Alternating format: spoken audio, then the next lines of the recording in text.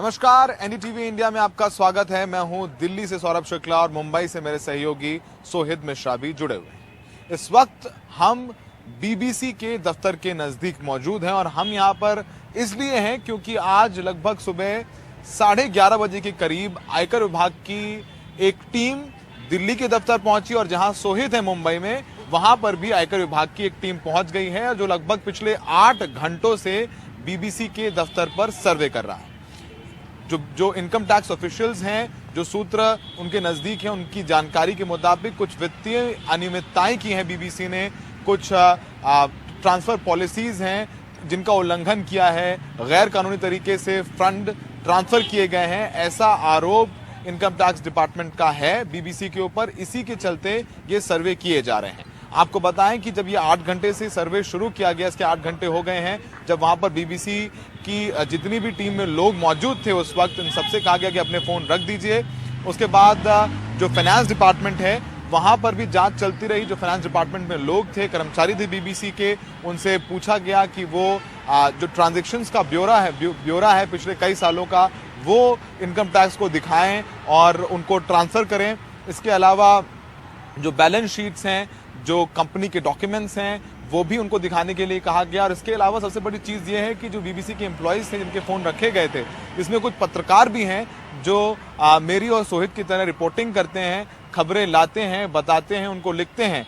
उनका जो कंप्यूटर था उसकी भी जांच की गई। उनके कंप्यूटर पे सर्च पर जाकर के टैक्स लिखा गया और सर्च किया गया, तो उनके कंप्यूटरों की भी जांच की गई। उसके बाद जिनके कंप्यूटर्स जांच लिए गए हैं उनको जाने के आदेश दे दिए गए हैं, वो वहां से निकल गए हैं। इसके अलावा जो बीबीसी की टीम है उसको कह दिया गया है कि आप पूरी तरीके से जो फंक्शनिंग है, जो आप अपने ऑपरेशंस चलाते हैं वो चलाइए, खबरें लिखें। उनके कामकाज में इनकम टैक्स के अधिकारी कोई दखल नहीं डालेंगे, क्योंकि जिनको कंप्यूटर सर्च करने थे वो उन्होंने कंप्यूटर्स देख लिए हैं सारे। तो बीबीसी के ऑपरेशंस भी नॉर्मलाइज तरीके से चलने लगे हैं। लेकिन अब हम आपको सुनवाते हैं बातचीत का वो हिस्सा जब बीबीसी के दफ्तर पहुंचे आयकर विभाग के अधिकारी। तो बीबीसी के दफ्तर में मौजूद उनके कर्मचारियों ने पूछा आयकर विभाग के लोगों से कि आपके पास कोई वारंट है या आपके पास कोई सर्च वारंट है या आप अपना आई कार्ड दिखाइए। उस बीच थोड़ी सी बातचीत भी हो गई, आमने सामने भी आई। आइए उस बातचीत को सुनते हैं, उसके बाद फिर सोहित के पास मुंबई चलेंगे।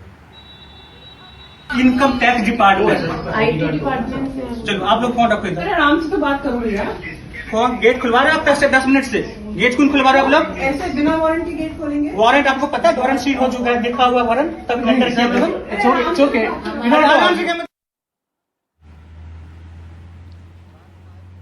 तो आप सुनते हैं कि एक रिएक्शन जो आया है। जी जी सोहित।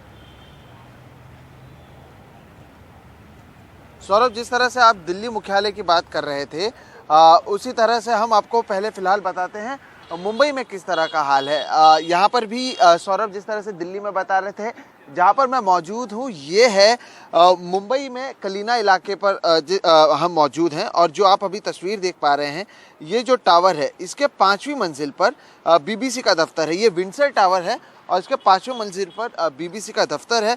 और यहाँ पर भी लगभग 8 घंटों से जो बीबीसी के इस दफ्तर में अधिकारी मौजूद हैं, आयकर विभाग के अधिकारी यहाँ पर भी मौजूद हैं। 11:30 बजे के करीब वो यहाँ पर सौरभ आए थे, तब से ही अंदर मौजूद हैं। यहाँ की अगर बात करें सौरभ, तो 2 तरह के बीबीसी के दफ्तर हैं। एक ये जो यहाँ पर हम मौजूद हैं, ये बीबीसी स्टूडियो है। इस स्टूडियो में कई तरह के आप प्रोडक्शन, पोस्ट प्रोडक्शन, अगर डॉक्यूमेंट्री बनानी होती है तो उसका काम यहाँ पर होता है। और भी कई तरह के प्रोडक्शंस में बीबीसी हैं, वो सारे काम यहाँ पर किए जाते हैं। और मुंबई या महाराष्ट्र से बात करें तो जैसे बीबीसी मराठी है, ये मराठी में न्यूज़ जो चलती है, उसका एक और दफ्तर है, वो भी मुंबई में मौजूद है, लेकिन वो लिंकिंग रोड पर मौजूद है।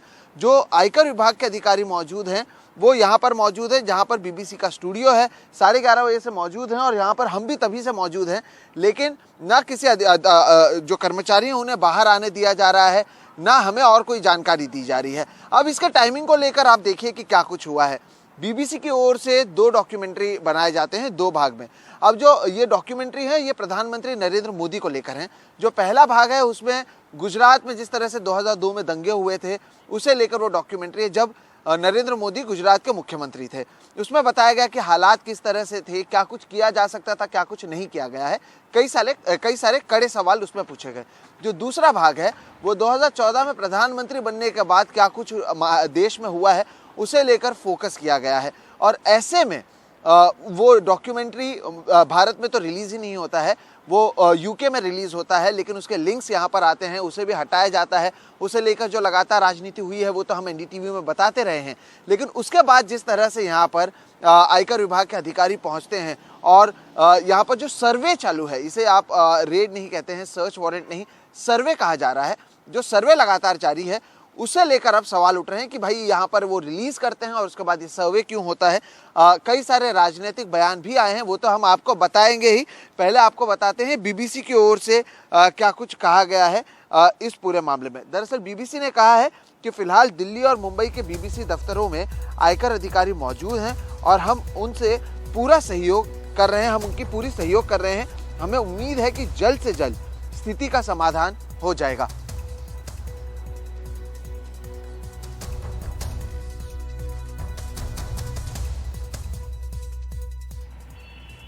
तो सोहित बता रहे थे कि मुंबई में अभी तक किसी भी एम्प्लॉय को बाहर नहीं आने दिया है आयकर विभाग की टीम ने। और जिस तरीके से सोहित समझा रहे थे कि जो डॉक्यूमेंट्रीज हैं वो बीबीसी इंडिया ने रिलीज ही नहीं की थी, वो यूनाइटेड किंगडम है जो यूके में है वहां पर रिलीज की गई थी। उसके लिंक्स यहाँ पर आए जिसको लेकर के हल्ला हंगामा हुआ।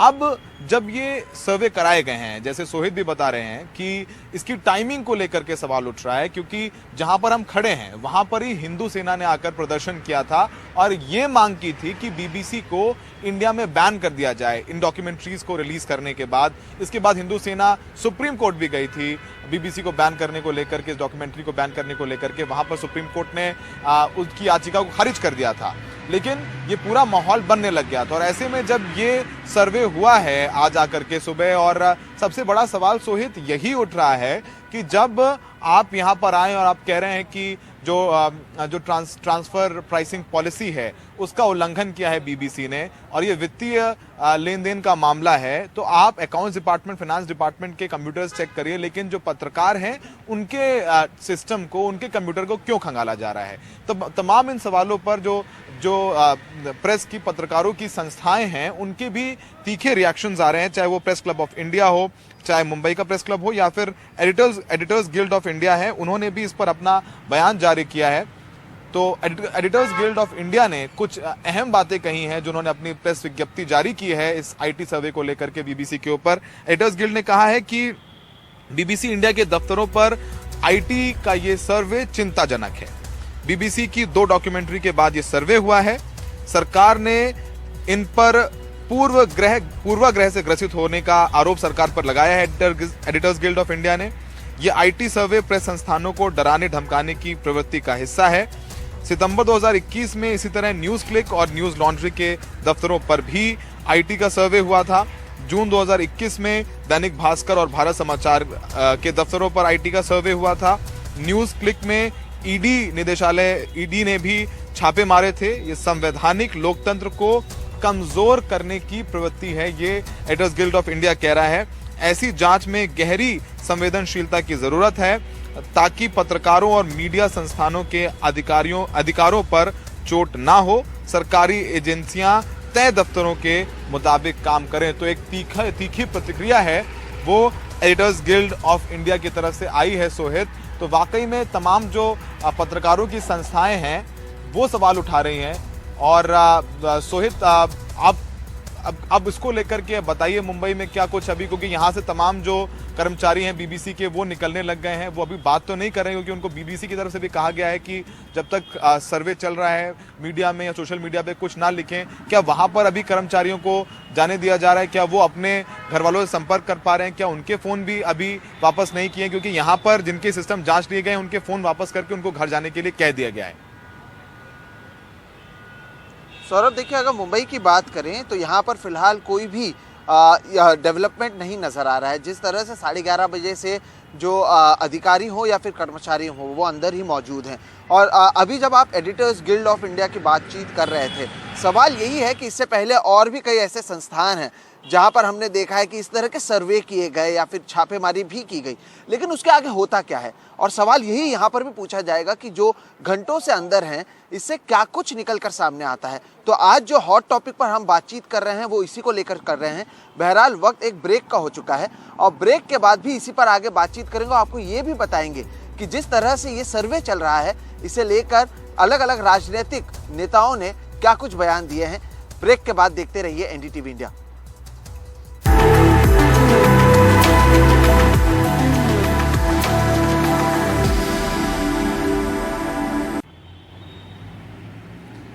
ब्रेक के बाद हॉट टॉपिक में आपका स्वागत है। मैं दिल्ली से सौरभ शुक्ला आपके साथ मौजूद हैं और मुंबई से सोहित मिश्रा भी बीबीसी के दफ्तर से रिपोर्ट दे रहे हैं। अब बीबीसी में जो आईटी का सर्वे चल रहा है पिछले लगभग 8.5 घंटों से, इसको लेकर के तीखी राजनीतिक प्रतिक्रियाएं भी सामने आई हैं। कोई राजनीतिक दल इसे अघोषित आपातकाल बता रहा है तो कोई इसे अलोकतांत्रिक ठहरा रहा है। आइए सुनते हैं इन राजनीतिक प्रतिक्रियाओं को। उनका धर्म वो निभाएं, हमारा धर्म हम निभाएंगे। हम विपक्ष की पार्टी हैं। हमारा लोकतांत्रिक अधिकार बनता है कि जांच हम कराएं, जांच की मांग कराएं।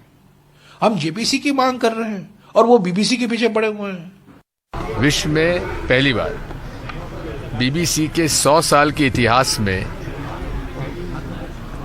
उन पर इस प्रकार की कोई छापामारी और रेड हुई है। और उनका कसूर क्या था? उन्होंने एक गुजरात के दंगों की डॉक्यूमेंट्री बनाई थी जिसमें कि सभी का पक्ष रखा था। अब आप समझ सकते हो कि जिस अंतर्राष्ट्रीय छवि की अपेक्षा नरेंद्र मोदी जी करते हैं, अब क्या उनकी छवि पर धब्बा नहीं लगेगा? चिंता का विषय बना हुआ है, देश की दिशा में जाएगा इस प्रकार। अब बीबीसी पे हमला किया है। बीबीसी की क्रेडिबिलिटी एक्स्ट्राऑर्डिनरी है, देश में दुनिया के अंदर एक्स्ट्राऑर्डिनरी है ये। आज भी गाँव के लोग जो है बीबीसी सुनते हैं और ये कहते हैं हाँ बीबीसी में न्यूज आ गई।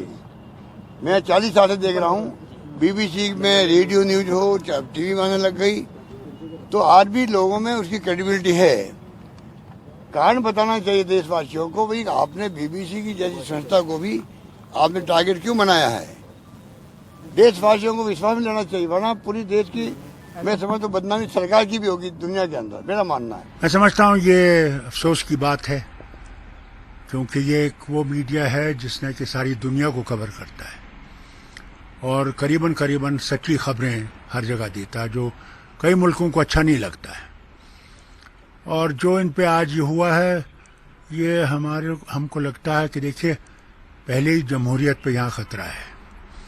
आप देखते हैं कि मीडिया कितना ही सप्रेस्ड है और उसकी एक कड़ी ये भी है। और मुझे लगता है कि ये होना नहीं चाहिए था इस वक्त, क्योंकि ये बीबीसी की जो 2 डॉक्यूमेंट्रीज आई थी उसका लोग यही समझेंगे कि उसी का असर है।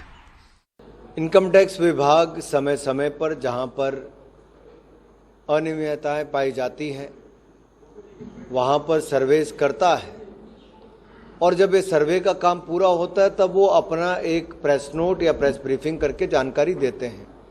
तो मुझे लगता है जब ये इनकम टैक्स विभाग का सर्वे पूरा होगा वो जानकारी पूरी आपको डिटेल में दे देंगे। बिल्कुल, देखिए हमने देखा कि किस तरह से अलग अलग जो राजनीतिक पार्टियां हैं, उनके नेता हैं, वो इसे लेकर सवाल उठा रहे हैं। और लगातार एनडीटीवी पर भी जिस तरह से आप देख रहे हैं, हमारे सहयोगी सौरभ शुक्ला दिल्ली में है, मैं मुंबई में मौजूद हूँ, वहीं पर जहाँ पर ये सर्वे किया जा रहा है।